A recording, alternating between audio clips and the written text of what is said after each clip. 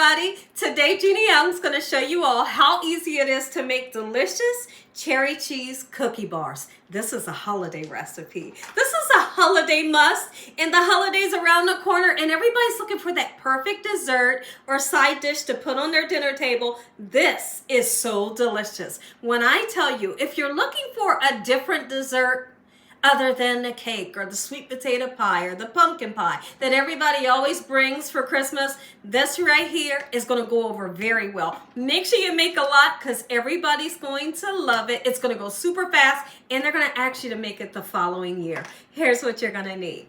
You're going to need a really interesting ingredient here. I have some sugar cookie mix, okay, and it's just a bag. You're going to need some vanilla extract, any kind you want to use, and some cherry pie filling. Now, if you want to use a different type of pie filling, absolutely you can, but these are gorgeous and it tastes good.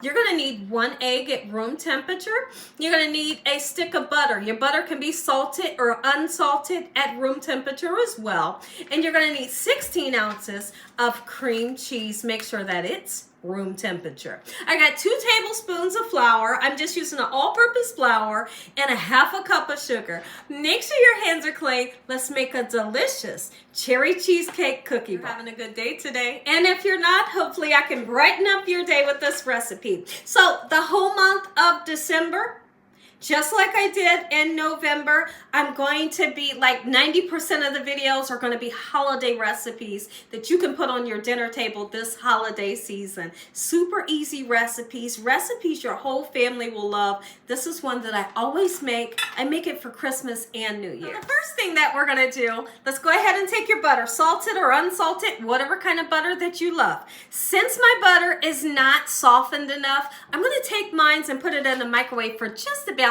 20 seconds so it can get nice and softened, and then we're going to combine it with this whole bag of sugar cookie mix. This bag of sugar cookie mix is a 17.5 ounces, and most of the time you can find this at a great price like at the dollar stores, okay? So let's go ahead and put those contents, the whole bag, right into a medium-sized bowl. Okay, and then you're going to take your softened butter. I accidentally melted mine, but it's going to be okay, all right? So we're going to go ahead and put it in, and then we're going to stir it around, and this is going to look almost like wet sand texture. That's what you're looking for. See how I said wet sand texture? That's exactly what I'm looking for. Be sure to mix in all of the dried parts. So now what we're going to do is we have a 9x12 or a 9x13 baking dish. I get a clean paper towel, and I got a little tiny bit of oil in the bottom of this pan. I want to make sure that the oil is kind of rubbed onto the sides. All right, all the way up the sides, because the last thing that we want to happen is for our cookie bars to not come out the pan, right? So let's go ahead and get it nice and greased up, just using that little bit of oil.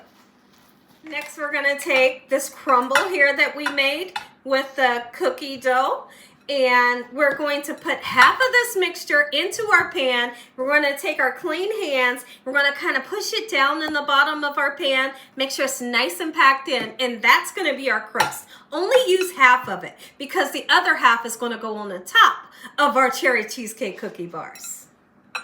Pack it in just like this, and once you get it nice and packed in for your crust, we're going to put it into the oven, 350 degrees for only 12 minutes. Into the oven, 12 minutes. So now that our crust is cooking in the oven, now's the perfect time to make this filling that tastes so good, y'all. When I tell you it's good, trust me.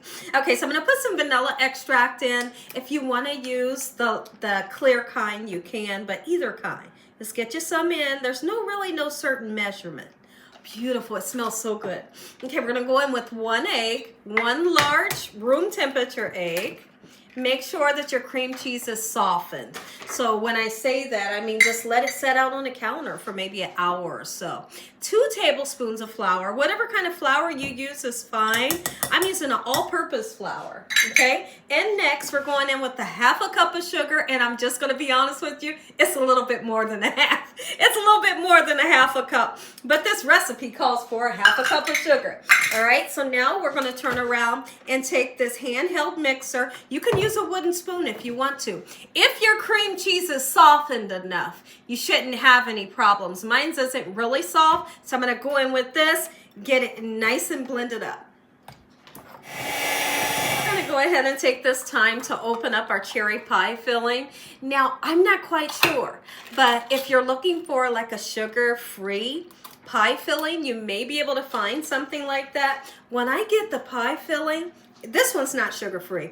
I always get the kind that has extra cherries in it, right? It doesn't hardly cost anything, but it's beautiful. I love that bright red. But if you want to use a different pie filling, absolutely you can, but I'm just going to be honest with you. Let's just say you were to use the peach or the apple. It's not going to be as gorgeous versus putting this red color up against this cheesecake filling. Are you kidding me? Now look, I want you to see the consistency. That's what I want yours to look like. So be sure to mix it up long enough so it gets light and airy and nice and smooth, just like this. Resist tasting this. There's so many people in the comment sections when I taste like cake batter and brownie batter and all. They're like, no, Gina, the raw eggs. I'm still here. I have always, ever since I was little, tasted the cake batter or the cheesecake batter. I'm getting ready to taste this right now, and I don't want to hear from none of y'all that there's egg in here. Oh, tastes good to me. Let's go ahead. This pie crust has came out of the oven. You don't have to wait for it to cool down. Let's go ahead and get this lovely mixture right on top. Make sure you spread it out and make sure that it's nice and even. You don't want it to be lopsided, right? Get all of it in there. And then we're gonna put the pie filling on top. Watch this. Here's what I'm gonna do. Spread it nice and evenly with really not disturbing the crust. You don't wanna break that crust up that we work so hard to bake off.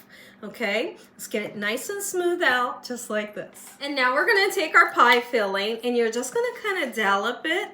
Leave some of the white showing, but if for some reason it doesn't, that's fine too. It'll be lovely no matter how it looks. See how I'm making sure that some of the cheesecake filling is showing through those cherries?